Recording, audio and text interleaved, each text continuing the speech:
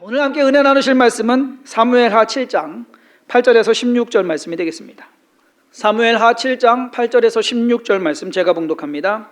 그러므로 이제 내 종 다윗에게 이와 같이 말하라. 만군의 여호와께서 이와 같이 말씀하시기를 내가 너를 목장 곧 양을 따르는 데에서 데려다가 내 백성 이스라엘의 주권자로 삼고 내가 가는 모든 곳에서 내가 너와 함께 있어 내 모든 원수를 내 앞에서 멸하였은즉 땅에서 위대한 자들의 이름같이 내 이름을 위대하게 만들어 주리라.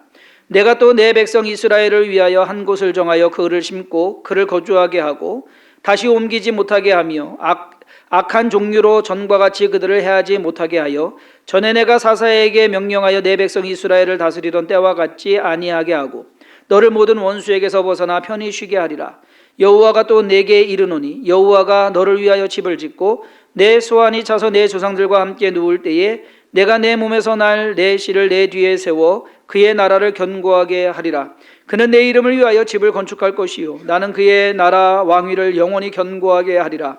나는 그에게 아버지가 되고 그는 내게 아들이 되리니 그가 만일 죄를 범하면 내가 사람의 매와 인생의 채찍으로 징계하려니와 내가 내 앞에서 물러나게 한 사울에게서 내 은총을 빼앗은 것처럼 그에게서 빼앗지는 아니하리라. 내 집과 내 나라가 내 앞에서 영원히 보존되고 내 왕위가 영원히 견고하리라 하셨다 하라. 아멘. 성경에는 특히 구약 성경에서 하나님께서는 하나님이 택하신 사람과 특별한 약속을 맺는 경우가 종종 있습니다. 그것을 언약이라고 하는데 언약은 말 그대로 말로 하는 약속이라고 보면 됩니다. 그런데 그것이 사람들끼리 하게 되면 그냥 약속이라고 하는데 하나님과 사람과의 약속을 언약이라는 독특한 단어를 사용을 합니다. 하나님과 연관된 언약은 하나님께서 이스라엘 백성과 맺은 언약이 있고요. 나라적인 국가적인 언약이 있고 개인과 맺는 언약이 있습니다. 저는 오늘 개인과 맺은 언약에 대해서 좀 살펴보고 그것이 다윗의 언약과 어떠한 그 다윗의 언약에서 우리가 깨닫고 배울 수 있는 것이 무엇인가 살펴보도록 하겠습니다. 개인과 맺은 언약 대표적인 인물로 노아와 아브라함 그리고 다윗이 있습니다. 하나님이 이삭이나 야곱하고도 약속은 하셨어요. 그런데 좀 언약이라고 보기에는 좀 약한, 그래서 대표적인 인물로 노아, 아브라함 그리고 다윗을 일반적으로 봅니다. 자, 노아 언약은 우리가 잘 알듯이 창세기 9장에 하나님께서 홍수로 세상을 심판하신 후에 노아에게 나타나셔서 이제 다시는 물로 세상을 심판하지 않겠다라고 약속하신 것이 노아 언약입니다. 그래서 그 증표로 무지개를 보여주셨습니다. 아브라함 언약은 창세기 15장에 나옵니다. 상속자가 없다고 아직 아들이 없어가지고서 투덜대는 이 아브라함에게 하나님께서는 그로 하여금 그의 씨가 하늘의 별과 같이 많게 해주실 것이다 라고 약속하십니다. 말씀하시고 그리고 아브라함으로 하여금 3년 된 암소와 3년 된 암염소와 순양 그리고 산비둘기와 집비둘기를 가져오라. 그리고 그것을 반으로 쪼개서 놔라 라고 합니다. 그러시고는 해질때에 하나님께서 그 반으로 쪼갠 짐승들 사이로 지나가십니다. 이것이 언약이에요. 그 당시의 언약 뭐냐? 약속을 어기는 사람은 이 짐승들 쪼개진 것처럼 쪼개질 것이다. 죽음을 당한다라는 그러한 의미입니다. 그때 하나님께서 아브라함과 세우신 언약의 주 내용은 첫 번째로 그의 자손이 이방에서 400년 동안 객이 것이라는 것과 두 번째는 아브라함은 장수하다가 평안히 죽을 것이라는 내용, 그리고 세 번째는 그의 후손은 4대 만에 가나안 땅으로 다시 돌아오게 될 것이다 라고 하는 것이 아브라함과 맺은 언약이었습니다. 하나님께서는 이 아브라함과 맺은 언약을 다 이루셨습니다. 창세기와 출애굽기를 읽으면 하나님이 그 언약을 지키셨구나 하는 것을 우리가 알 수 있습니다. 노아 언약과 아브라함 언약에 더해서 오늘 우리는 다윗 언약에 대해서 좀 더 자세히 알아보고 그리고 배워보도록 하겠습니다. 다윗 언약은요 조금 많아요. 오늘 우리가 읽은 본문 8절부터 16절 사실상 7장 사무엘하 7장 전체가 다윗 언약이라고 보시면 됩니다.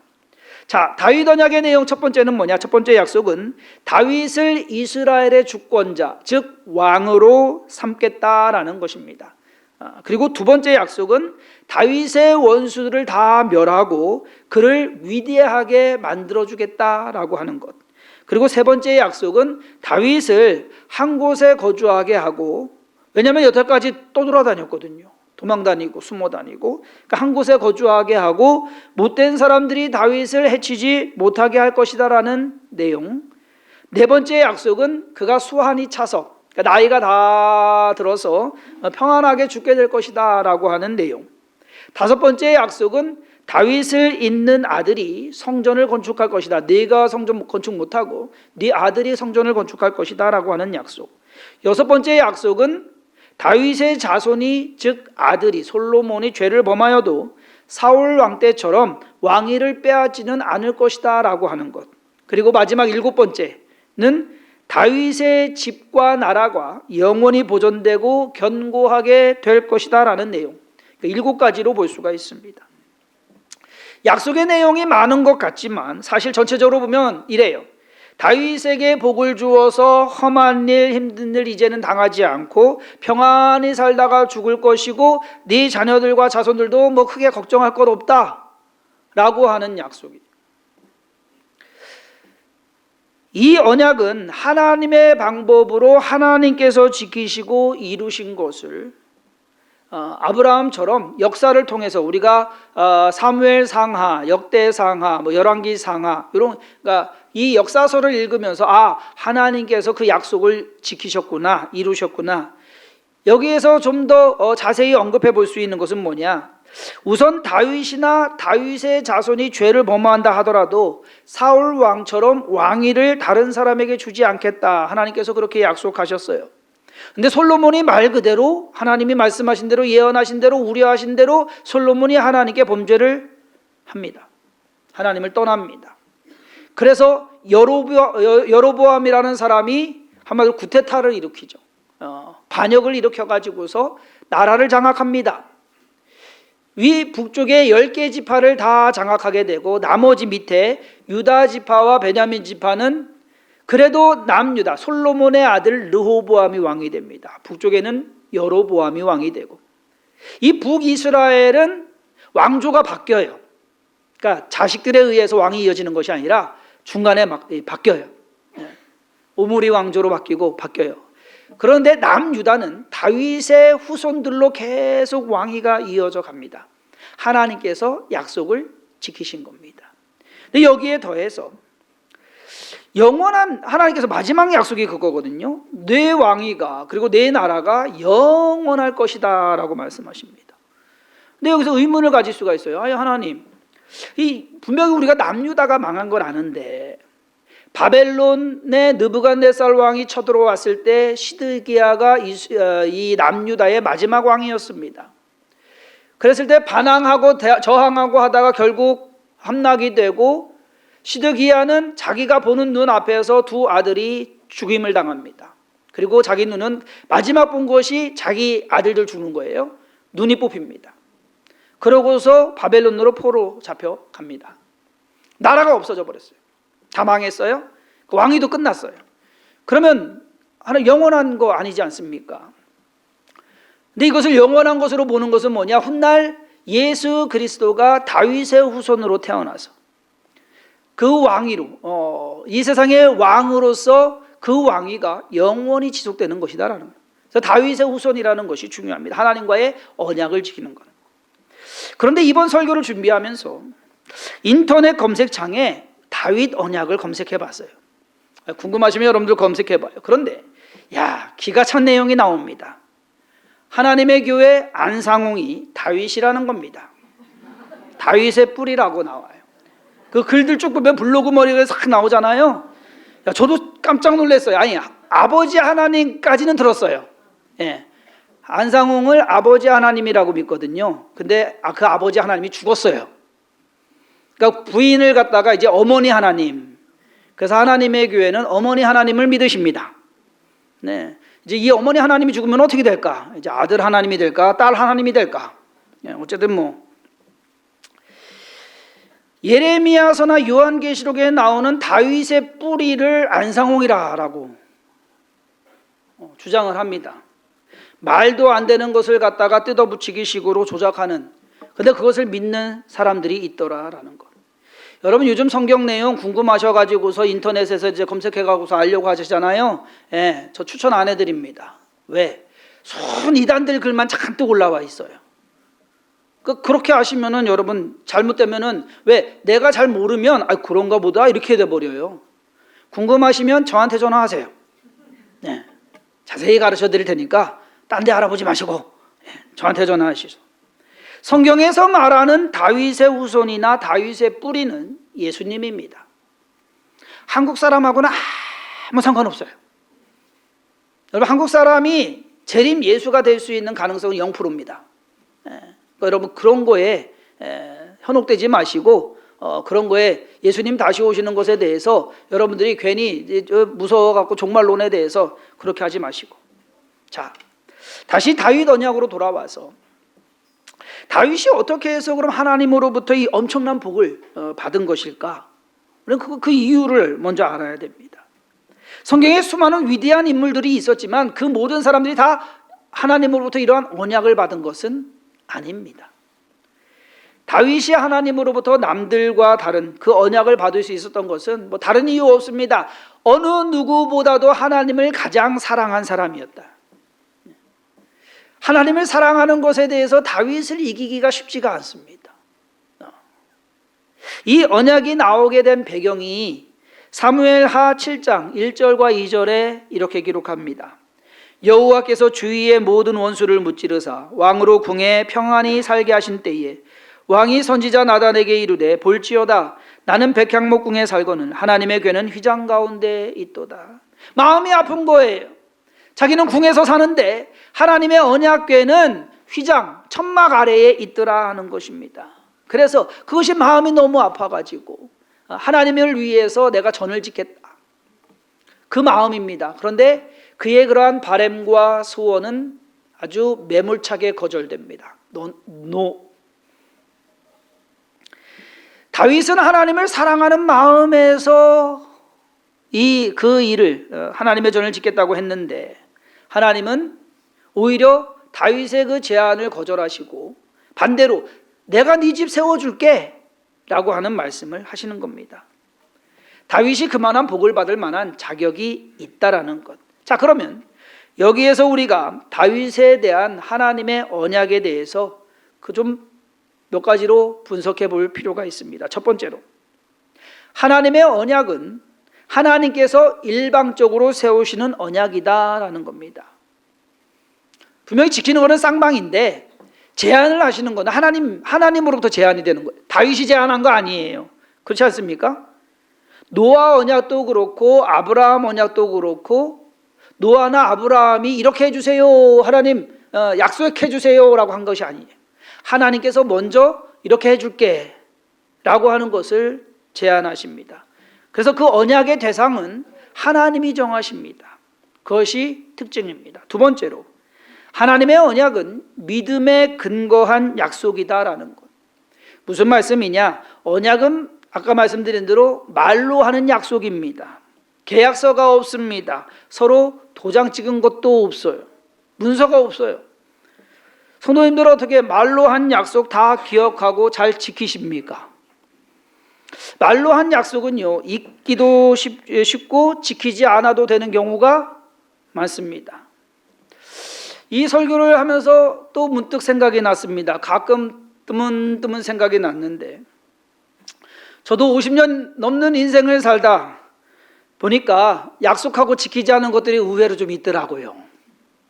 제가 중학교 때 제 짝꿍이 김삼수라는 친구입니다. 그 집 아들이 셋이에요. 첫째는 정수, 둘째는 재수, 셋째는 삼수. 그래서 이 친구 이름이 삼수예요. 어느 날 제가 뜬금없이 그 친구한테 그렇게 얘기했어요. 야, 삼수야, 나중에 나 찾아와. 그럼 내가 너 오토바이 사줄게. 그래서 지금까지도 가끔 이제 기억이 나요. 근데 여기 용암동 올라오다 보면 삼수 오토바이 있거든요. 그 친구가 아닐까. 다행히도 그 친구가 아직 저를 찾아오지 않았습니다. 혹시 이 설교를 듣고 찾아온다면 어떻게 해야 되나 고민은 좀 됩니다. 많은 사람들이 말로 한 약속은 안 지켜도 되는 줄 압니다. 제가 결혼해서 신혼여행을 제주도로 갔어요. 그때 묵은 호텔이 저는 조선 호텔로 썼는데 일부 예배 끝나고 나서 집사람이 그러더라고요. 아니야, 신라 호텔이야. 그때 아내에게 10년 뒤에, 야, 우리 결혼 10년 뒤에 결혼 기념일에 여기 다시 오자. 그렇게 약속. 저는 거기까지 생각을 했는데 우리 집사람은 그래. 다시 오자 하면서 그 호텔방 문 앞에 그 호수 있잖아요. 거기서 사진도 찍었대요. 이제 내년이 결혼 25주년입니다. 아직도 못 가고 있습니다. 거기다가 결혼할 때 제 아내가 폐물로 진주 목걸이 하고 싶다라고 했어요. 그러니까 주위 어르신들이 진주는 눈물을 상징하니까 좋은 결혼식에 무슨 진주를 하냐, 그거 나중에 해라. 그래서 제가 또 저기 했죠. 그래, 그러면은 나중에 자기가 임신해가지고서 만삭이 됐을 때 만삭 두를 수 있는 진주 목걸이 해줄게.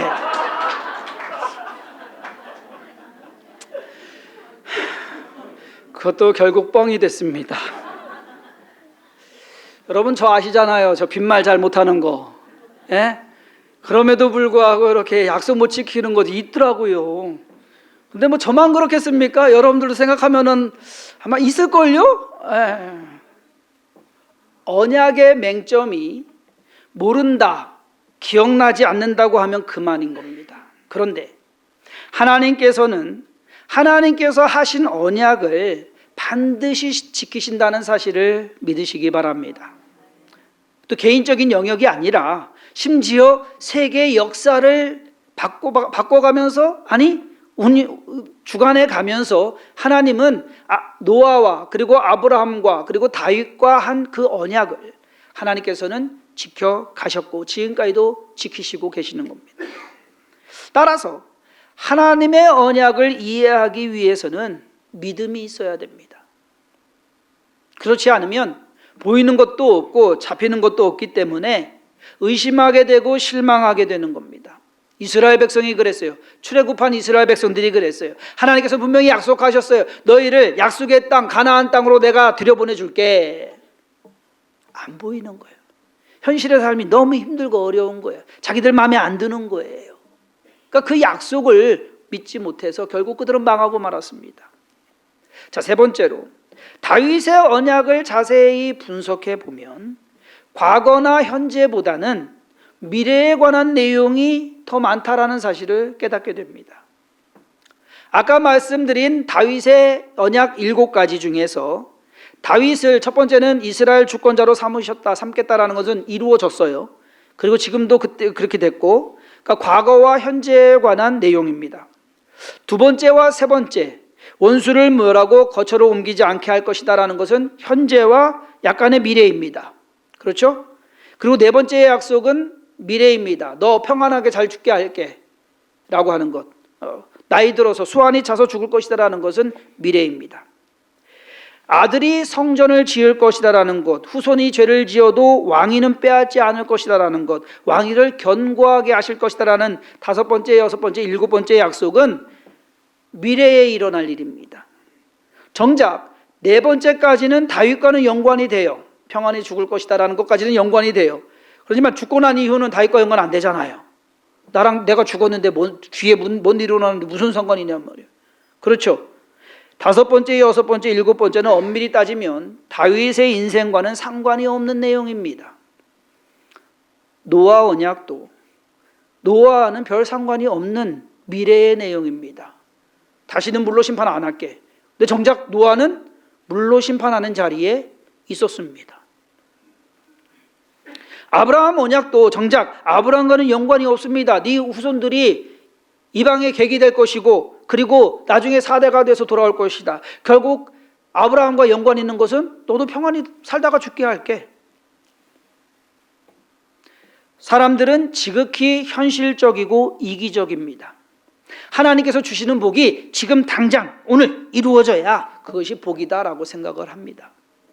당장 건강해져야 하고 당장 부자가 돼야 하고 당장 취직이 돼야 하고 우리 자식들 결혼해야 되고 자녀 낳아야 되고 문제 해결돼야 되고 그래야지만 하나님께서 나를 사랑하시는 것이고 하나님이 약속지키시는 것이다. 근데 정작 언약은요, 그 단계를 뛰어넘습니다. 스케일이 좀 더 커요.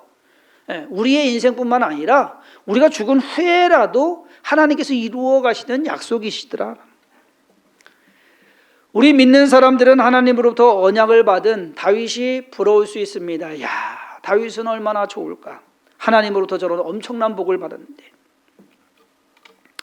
그렇게 보면 우리는 언약은 없는 것 같습니다. 혹시 어젯밤에 하나님께서 아무개야 내가 너 이렇게 복 줄게 라고 말씀하신 분 계시면 없잖아요. 우리는 없는 것 같아요. 그런데도 저와 여러분들에게도 언약이 있다는 사실을 믿으시기 바랍니다. 주님께서 주신 언약이 있어요. 마태복음 28장 20절에 내가 너희에게 분부한 모든 것을 가르쳐 지키게 하라 하시면서 볼지어다 내가 세상 끝날까지 너희와 항상 함께 있으리라 하시네. 이것이 언약이에요. 주님께서 말씀하신 언약이 내가 너희와 항상 함께 있을게 라는 거예요. 우리는 그 언약을 믿음으로써, 언약 말씀드렸잖아요. 믿음이 기반이 되어야 됩니다. 도장을 찍어야 효력이 발생하는 것처럼 하나님과 우리와의 언약은 믿음으로써 효력이 발생하는 것을 깨달으시기를 바랍니다.